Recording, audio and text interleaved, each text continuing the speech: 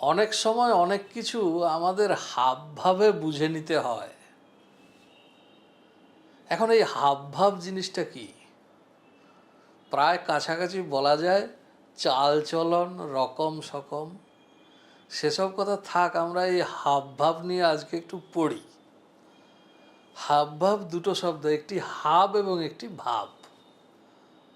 ভাব বিষয়টা আমরা সবাই জানি। ভাব হচ্ছে মনের কথা।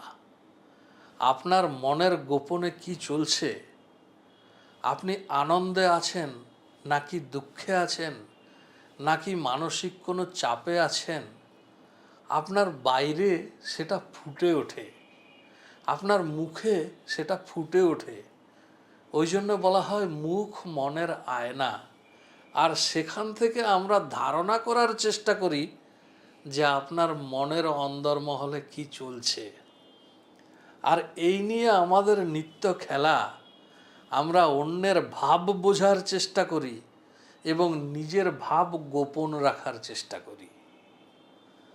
এ তো গেল ভাবের বিষয়। কিন্তু হাব, এ কি কেবলই কথার কথা, অর্থহীন জোড়া কথা? তা কিন্তু নয়। বলতে গেলে হাব হচ্ছে ভাবের চাইতে বড়। কীরকম একটু বুঝিয়ে বলি।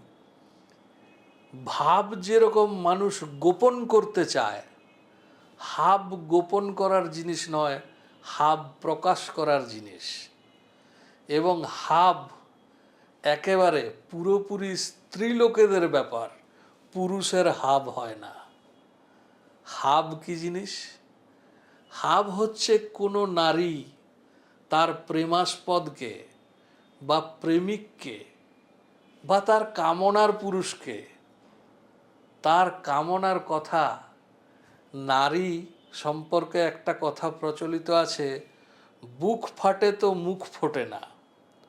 তারা মুখে কিছু বলেন না, কিন্তু হাবে প্রকাশ করেন। এই হাব হচ্ছে অনেক সময় ভুরু নাচানো হতে পারে, ভ্রুকুটি, স্মিত হাসি, মুচকি হাসি, বিশেষ লাস্যময়ী চাল। এইগুলি দ্বারা তার নিজের পুরুষকে আকৃষ্ট করে তার কামনার বার্তা দিতে চায়। এইটি হচ্ছে হাব। সুতরাং ভাব বোঝার চেষ্টা করুন, সবার হাব বোঝার চেষ্টা করবেন না। ভালো থাকবেন।